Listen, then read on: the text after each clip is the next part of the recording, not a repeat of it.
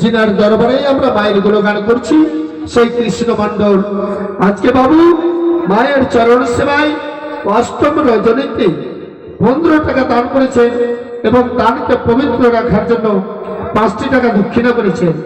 তবে সেই বাবুর পক্ষ থেকে মায়ের কাছে কামনা করি গো মা, যে বাবু তোমার চরণ সেবায় দান করেছেন তুমি তাকে আশীর্বাদ করো যেন তোমারই আশিসে যেন তোমার ঋণ হইতে সে মুক্ত হতে পারে, আর কোনোদিন যেন তার বংশে তোমার কোনো নাগের ভয় না থাকে।